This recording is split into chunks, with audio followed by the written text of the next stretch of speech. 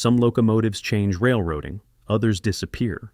And then there are locomotives like the GE U23B, bought in decent numbers, used for years, and still never fully trusted. It wasn't unreliable, it wasn't weak, but for many railroads it always felt like a temporary answer, not something to build a future around. Between 1968 and 1970, General Electric produced 481 U23B locomotives. They served on railroads across North America for decades. Yet, despite their longevity, the U23B never became the foundation of anyone's fleet. It remained perpetually on the periphery, functional, forgettable, and fundamentally transitional. This is the story of a locomotive that arrived at exactly the wrong moment in railroad history, when trust mattered more than specifications. Before we continue, if you think our content is unique and informative, please leave a like and subscribe. It really helps support the channel. Also, make sure to share the video with other train fanatics out there. By 1968, General Electric had been building road locomotives for over a decade. The Universal Series, the U-boats, as railroaders called them, had proven that GE could compete with Electromotive Division in the heavy-duty locomotive market. The U-25B, introduced in 1959, had opened the door. The U-28B and U-30B that followed showed GE was serious about staying in the game. But being in the game wasn't the same as being trusted. EMD still dominated standardization decisions across North American railroads. When a railroad mechanical superintendent planned fleet acquisitions, EMD GEEPs remained the safe choice, proven, predictable, and backed by decades of institutional knowledge. Every foreman knew how to maintain them. Every engineer knew their quirks. Parts inventories were established. Training programs were standardized. GE locomotives, by contrast, carried a different reputation. They were electrically sophisticated. GE's strength had always been in traction motors, control systems, and electrical engineering. But mechanically, questions lingered. Early U-25Bs had suffered teething problems. Turbocharger failures, electrical gremlins, and component inconsistencies gave mechanical departments pause. These weren't catastrophic failures, but they were memorable. In railroading, memory runs deep. The Universal Series had improved significantly by the late 1960s. GE had refined its designs, addressed early problems, and built locomotives that performed well in service. But trust, once damaged, recovers slowly. Fleet managers didn't evaluate locomotives in isolation. They evaluated them as systems. A single locomotive might perform admirably, but if it required different parts, different maintenance procedures, and different training than the rest of the fleet, it represented risk. And risk was expensive. This was the environment the U-23B entered. GE needed something that felt less ambitious than the U-30B, less radical than the experimental units they occasionally built.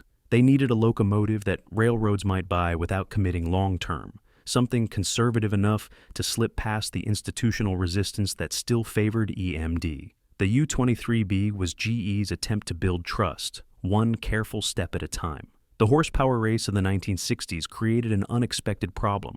As builders pushed toward 3,000 and 3,600 horsepower, locomotives grew heavier. The EMD GP40, introduced in 1965 at 3,000 horsepower, weighed approximately 250,000 pounds. The GE U30B, also rated at 3,000 horsepower, came in at similar weights. These were substantial machines, and while they excelled on mainline freights, they presented challenges elsewhere. Branch lines still mattered in 1968. Secondary routes, locals, and transfer runs didn't need maximum horsepower. They needed versatility, moderate axle loads, and locomotives that could handle varied assignments without infrastructure upgrades. A 3,000 horsepower unit was overkill for a 40-car local freight on jointed rail, and its weight could be problematic on lighter trackage. GE identified a market gap. Railroads that weren't ready to fully commit to GE's heavier offerings might consider a more modest design, something between the older U-18B, which at wantiest 800 horsepower felt underpowered by late 1960s standards, and the U-30B, which represented a significant fleet commitment. The answer was 2,250 horsepower on 4 axles. The U-23B wasn't designed to impress. It was designed to fit quietly into existing operations. Its axle loading was lower than the U-25B, making it suitable for routes where heavier power was restricted. At roughly 240,000 pounds, it was lighter than contemporary 3,000 horsepower units, but still substantial enough for serious work. It could handle branch line assignments, secondary freights, and transfer runs without requiring special considerations. GE's real target customer wasn't the railroad ready to embrace GE power completely. It was the railroad that wanted to test GE without betting the farm. The U23B allowed mechanical departments to gain experience with GE locomotives in less critical service. If the units performed well, perhaps more substantial orders would follow. If problems emerged, the railroad hadn't invested heavily in an unfamiliar platform. What GE hoped was that the U23B would become a stepping stone. Railroads would grow comfortable with GE engineering. Maintenance crews would develop familiarity with FDL engines and GE electrical systems. Over time, confidence would build, and larger orders for U30Bs, U33Bs, and eventually the -7 series would follow. That's not quite what happened. The engineering philosophy behind the U23B was deliberate restraint. GE didn't push boundaries with this design. They built a locomotive meant to reassure, not impress. At its heart sat the FDL-12 engine, GE's 4-stroke turbocharged diesel rated at 2,250 horsepower. This was the same basic architecture that powered larger U-boats, but with 4 fewer cylinders than the FDL-16 used in the U30B. The shorter engine meant lower stress levels, reduced thermal loading, and simpler maintenance access. It also meant less weight concentrated in the engine room, improving weight distribution across the locomotive's frame. The FDL-12 was designed for durability rather than peak output. GE deliberately rated it conservatively, ensuring that the engine spent most of its operating life well below maximum stress. This wasn't a power plant pushed to its limits. It was an engine built to run for decades with minimal drama. The electrical system followed the same conservative approach. The U23B used GE 752 traction motors, proven, reliable, and thoroughly understood by this point in GE's production history.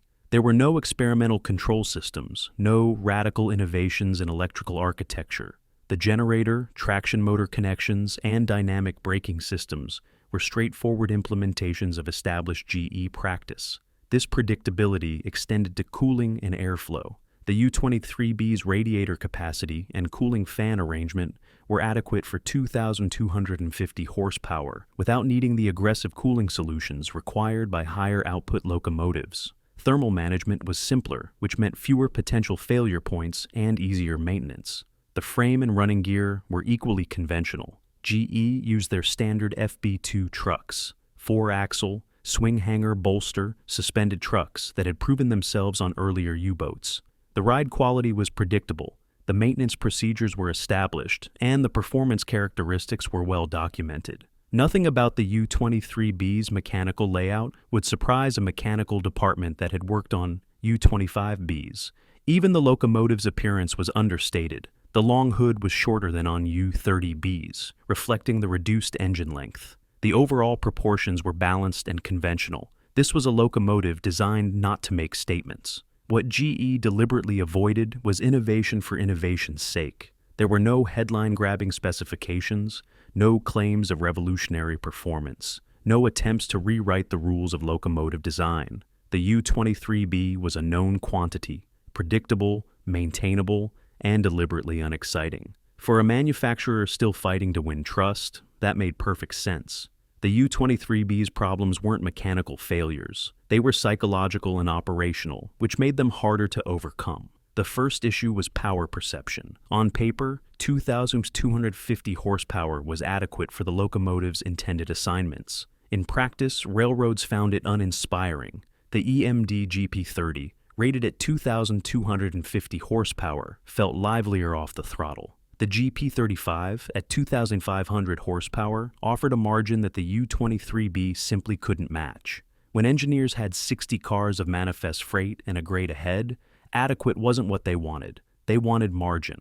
This wasn't entirely rationale. The U23B performed its assigned tasks competently, but locomotive preferences are shaped as much by feel as by fact, and engineers who were accustomed to EMD power often found GE locomotives less responsive in the lower throttle notches. The difference was subtle, but it mattered. Word of mouth among operating crews influenced fleet perception more than any specification sheet. The second problem was fleet integration. Railroads that bought U23Bs often operated them alongside U25Bs, U28Bs, U30Bs, EMD GP30s, GP35s, and GP40s. Each model had slightly different operating characteristics, slightly different maintenance requirements, and slightly different parts inventories. The U23B didn't perfectly match anything. For a mechanical department, this fragmentation was expensive. Training had to account for variations between models. Parts inventories had to stock components for units that weren't quite identical. Maintenance planning became more complex when the fleet included locomotives that were similar but not standardized. The U23B added another line item to the spreadsheet without offering compelling advantages. Some railroads experienced early component issues, not catastrophic failures, but enough to raise eyebrows. Electrical problems cropped up in certain fleets. Turbocharger reliability varied between units. Performance consistency wasn't where it needed to be. None of this was fatal, but it reinforced existing doubts about GE power. The real problem, though, was confidence. Railroads didn't hate the U23B. They simply never trusted it enough to reorder heavily. When it came time to plan major fleet acquisitions, mechanical superintendents defaulted to what they knew. If they were buying GE, they often chose U30Bs, more power for only slightly more complexity. If they were buying something for secondary service, EMD's GP38 and GP40 offerings were familiar alternatives.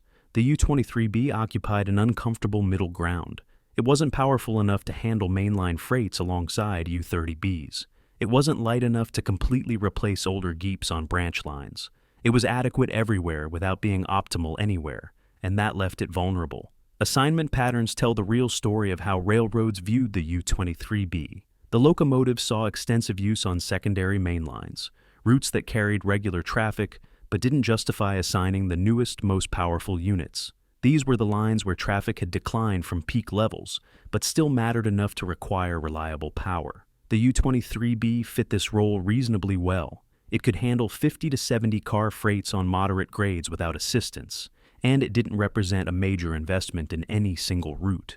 Local freight service became another common assignment. Switching industries, spotting cars at team tracks, and working smaller towns along branch lines didn't require 3,000 horsepower. The U23B's 4-axle configuration made it more versatile than 6-axle. Power for these assignments and its lower axle loading meant it could venture onto lighter trackage without concern. Transfer runs between yards absorbed many U23Bs, moving cuts of cars between classification yards, delivering blocks to interchange points, and handling yard-to-yard transfers were unglamorous assignments that nonetheless kept locomotives busy. The U23B was adequate for this work, powerful enough to move meaningful tonnage, flexible enough to handle varied consists.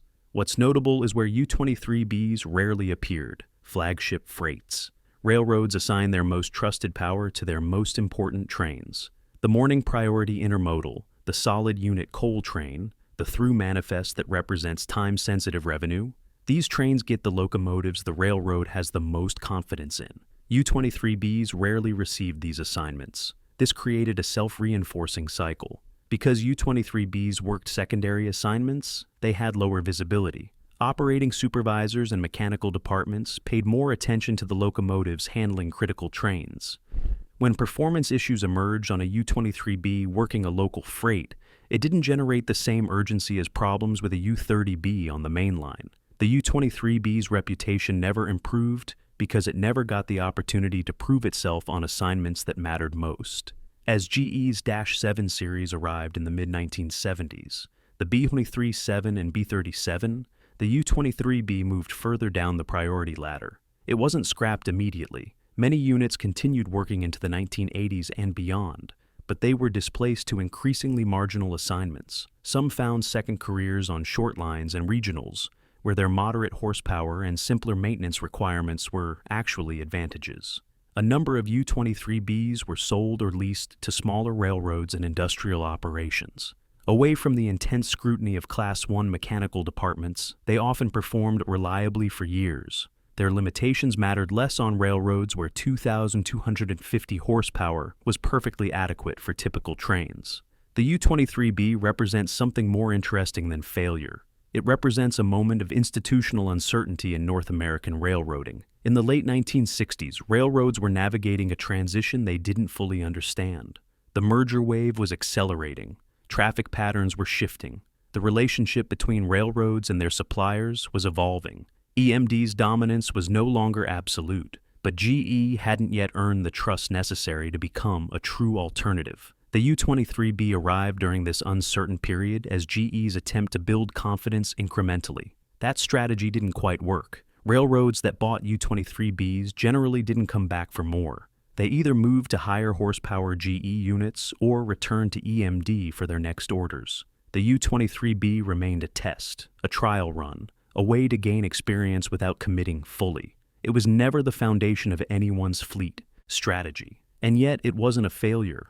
The 481 units built between 1968 and 1970 worked for decades. Many logged over 30 years of service. They moved millions of tons of freight, handled countless assignments, and required no more maintenance than comparable locomotives. The U23B did exactly what it was designed to do.